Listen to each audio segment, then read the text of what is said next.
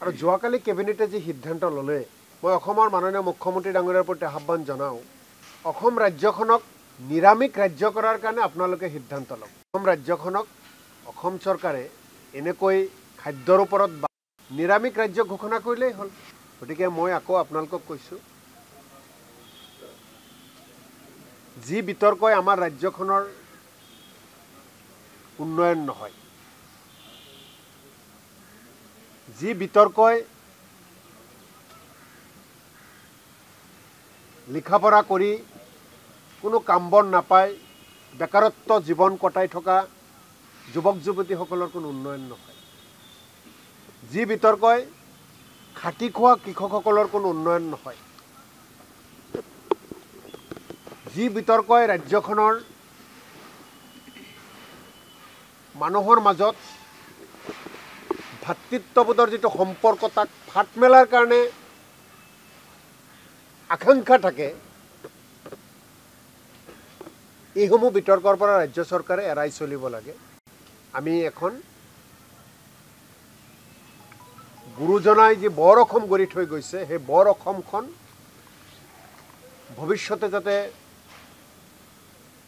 বৰ অসমখন আৰু উজ্জ্বলতাৰ দিশত আগবাঢ়ি যাব পাৰে, বৰ অসমখনক লৈ যাতে আমি বিশ্বৰ বুকুত আৰু গৌৰৱবোধ কৰিব পাৰোঁ, তাৰ কাৰণে প্ৰতিজন অসমীয়াই সপোন দেখোঁ, আমি কাম কৰাৰ কাৰণে চেষ্টা কৰোঁ। চৰকাৰী সিদ্ধান্তই বৰ অসমখনৰ যিটো সৌন্দৰ্য সেই সৌন্দৰ্যত যাতে আঘাত নাহানে তাৰ প্ৰতিও ৰাজ্য চৰকাৰৰ প্ৰতি আহ্বান জনাইছোঁ। আপোনালোকক একাংশই গোক পূজা কৰে পূৰ্ণ, একাংশই গোক কুৰবানী দিয়ে পূৰ্ণ লাভ কৰাৰ কাৰণে।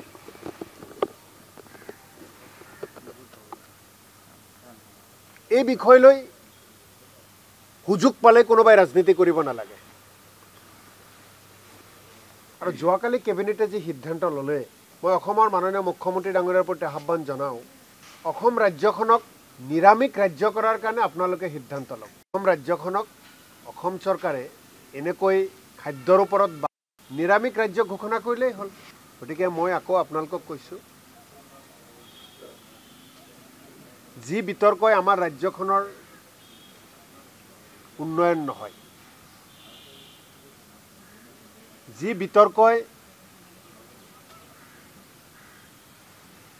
লিখা পঢ়া কৰি কোনো কাম বন নাপায় বেকাৰত্ব জীৱন কটাই থকা যুৱক যুৱতীসকলৰ কোনো উন্নয়ন নহয়, যি বিতৰ্কই খাটি খোৱা কৃষকসকলৰ কোনো উন্নয়ন নহয়,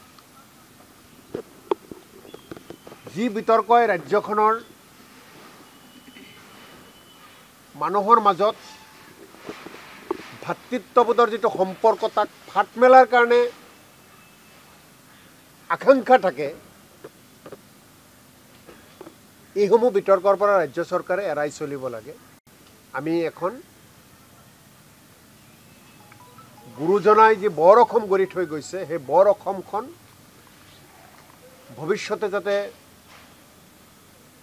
বৰ অসমখন আৰু উজ্জ্বলতাৰ দিশত আগবাঢ়ি যাব পাৰে, বৰ অসমখনক লৈ যাতে আমি বিশ্বৰ বুকুত আৰু গৌৰৱবোধ কৰিব পাৰোঁ, তাৰ কাৰণে প্ৰতিজন অসমীয়াই সপোন দেখোঁ, আমি কাম কৰাৰ কাৰণে চেষ্টা কৰোঁ।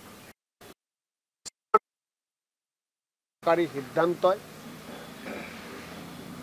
বৰ অসমখনৰ যিটো সৌন্দৰ্য সেই সৌন্দৰ্যত যাতে আঘাত নাহানে তাৰ প্ৰতিও ৰাজ্য চৰকাৰৰ প্ৰতি আহ্বান জনাইছোঁ। আপোনালোকক একাংশই গোক পূজা কৰে পূৰ্ণ, একাংশই গোক কুৰবানী দিয়ে পূৰ্ণ লাভ কৰাৰ কাৰণে।